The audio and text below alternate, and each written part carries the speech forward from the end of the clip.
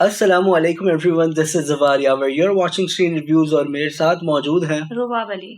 और रुबाब, आज जिस ट्रेलर का हम रिएक्शन रिव्यू करने वाले हैं वो काफी ज्यादा हिट हुआ है और उसके हिट होने की जो फिल वक्त रीजन है वो उसके एक्टर्स नहीं है, वो उसकी स्टोरी लाइन नहीं है, वो सिर्फ एक तस्वीर है जो कि कहीं ना कहीं ट्रेलर के दरमियान में आई, जिसकी वजह से वो ट्रेलर जी तो वो किस चीज का फुटेज है, पहले ट्रेलर जल्दी से देखते हैं आप लोगों के सामने, उसके बाद इस पर रिव्यू करते हैं। Sir, we have a situation. There could be a leak. इससे पहले कि कोई बड़ी इंफॉर्मेशन बाहर आ जाए, हमें इन्वेस्टिगेट करना चाहिए सर। इस इंटेल का सोर्स क्या है? ऐसा हमें बात घूम रही थी। Saint Stephen and Harvard university में पढ़ी सुहाना भाटिया इस देश की सबसे युवा डेप्यूटी हाई कमिश्नर बनने जा रही है। तो कनेक्शन जोड़ा है ना। उनका कहना है कि सुहाना के अपॉइंटमेंट में नेपोटिज्म का काफी हाथ है। सरनेम के अलावा इसके पास है क्या? आपको भी लगता है मैं ये पोजीशन डिजर्व नहीं करती? आई फील जैसे ब्यूरोक्रेटिक ऑर्गेनाइजेशन में तुम्हारी उम्र में ऐसा पोस्ट मिलना इज अनयूजुअल, इसीलिए लोग तंज कर रहे हैं। चल पेपर दे। क्या सोचा तुमने, बच जाओगे? यार मुझे सोचने के पैसे नहीं मिलते, आई गेट पेड। यार ये विलन लग रहा है मुझे। लंदन की एम्बेसी में खबरी है, जब तक ये ऑफिशियल क्लियरेंस न मिले everyone is a suspect. Background check कैसे करते हैं? जो डाटा देगा ना करा के दूंगा। Okay, so this is that, जिससे हमारे मुल्कों के बीच का भरोसा कमजोर हो जाए। एक सेकंड का लुक। अंडरकवर एजेंट्स की जान खतरे में है। I don't know how but पूरे शिपमेंट्स के पीछे इसी का हाथ है। What the hell is going on in London? सुहाना 24 घंटों से गायब है। तेरे फोटो से उन्हें जो प्रूफ चाहिए था ना वो उन्हें मिल गया। मैं किसी की जान को खतरे में नहीं डालने वाली। अंडरकवर ऑफिसर सुहाना भाटिया, ब्लडी स्पाई, एक देशद्रोही, गद्दार।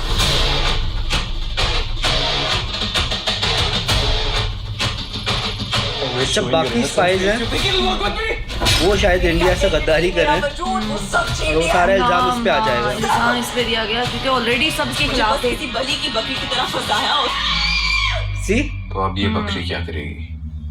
पूरा का पूरा शेर खा जाएगी। ओह,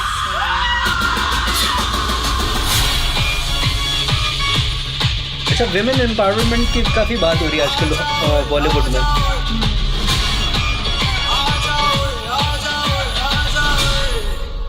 Alright, so this was the trailer of उलझ, और इतना ज़्यादा उलझा देने वाला ट्रेलर नहीं था। कह सकते हैं कि काफ़ी ज़्यादा चीज़ें नज़र आ रही हैं और एक ना फॉर्मूला बन चुका है बॉलीवुड में। अगर आपने लोगों को, ऑडियंस को लेके आना है तो सिर्फ इंडिया पाकिस्तान का कुछ मिक्सअप दिखाएं। हाँ।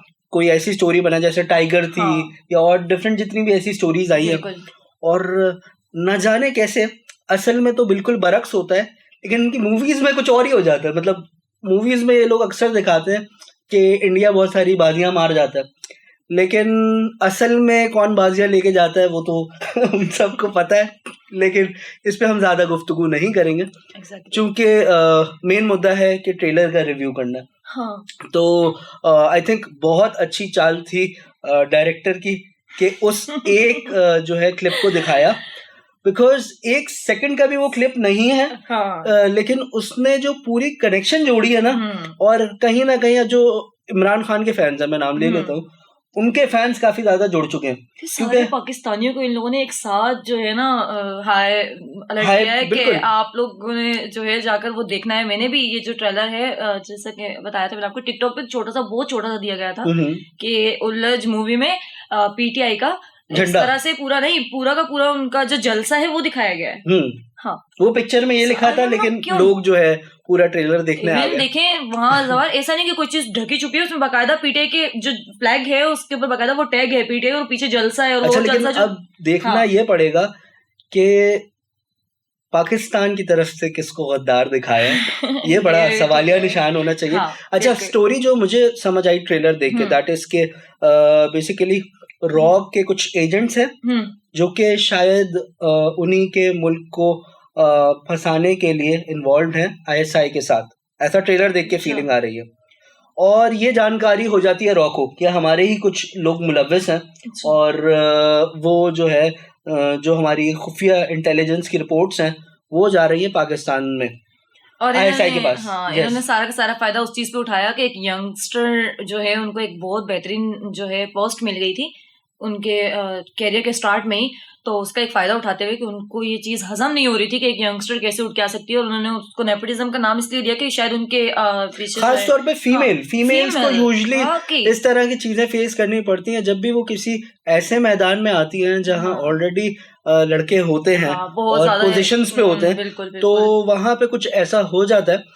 देखिए कुछ जगहों पे मैं समझता हूँ कि जैसे फॉर एग्जांपल कुछ स्पोर्ट्स हैं, फुटबॉल हो गई तो उसमें फीमेल्स का फुटबॉल अलग है, मेल्स का फुटबॉल अलग है, एंड डेफिनेटली होना भी चाहिए क्योंकि जो दोनों की जो पावर्स हैं वो डिफरेंट है, फिजिक है वो डिफरेंट है। इसी तरह क्रिकेट में भी फीमेल की क्रिकेट अलग होती है, मेल्स की क्रिकेट अलग होती है, और अगर आप पावर वाइज देखें भी तो फीमेल क्रिकेट में आपको इतना ज्यादा पावर एग्रेशन नहीं देखने को मिलता, जबकि मेल क्रिकेट में आपको बहुत ज्यादा पावर एग्रेशन अक्सर होता है कि लड़ाइयां भी हो जाती हैं। तो आई थिंक कुछ जगहों पे अलहदगी अच्छी है, यानी फीमेल्स के स्पोर्ट्स अलग होने चाहिए और मेल्स के स्पोर्ट्स अलग होने चाहिए, लेकिन कुछ मैदान ऐसे होते हैं जहां इसका इस्तेमाल हो रहा होता है, और जहां इसका इस्तेमाल हो रहा होता है ना तो वहां फीमेल्स अक्सर आगे निकल जाती हैं।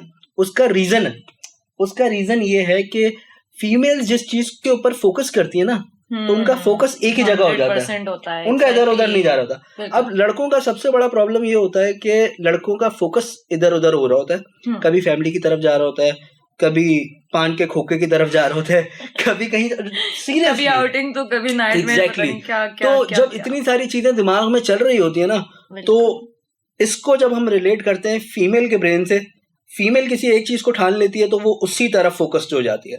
सो I think this is the major reason कि अक्सर ऐसा हो जाता है। और सिंस फीमेल सेंट्रिक मूवीज अब बॉलीवुड में बहुत ज्यादा बनाई जा रही हैं और कहीं ना कहीं फेमिनिज्म का इसमें बहुत ज्यादा रोल है। देखें सिनेमा में वो चीज बनाई जाती है जो आम आवाम देखना चाह रहा हो, क्योंकि सबका मेन वो ये होता है पॉइंट कि हम पैसे कमाएं। मतलब डायरेक्टर अगर फिल्म बना रहा है या फिर प्रोड्यूसर पैसा लगा रहा है तो उसका मेन मकसद क्या है, पैसे कमाए। तो अगर आप ऐसी चीज नहीं बनाएंगे जो कि लोग देखना चाहते हैं, जिसमें लोगों का इंटरेस्ट ज्यादा होता है, तो फिर तो नुकसान ही होगा।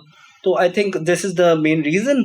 और प्लॉट की भी बात हो गई, स्टोरी की भी बात हो गई, स्टोरी में और ट्विस्ट क्या आ सकता है। मैं वाकई में भी वेट कर रही हूँ कि लंदन को भी इन्होंने ज्वाइन किया है, एक छोटा सा जलसा दिखाया। मैं वेट कर रही हूँ कि 2 तारीख का हम मतलब वेट करें या नहीं करें। वैसे अब लंदन की भी बात आती है ना तो ख्याल कहीं और भी जाता है।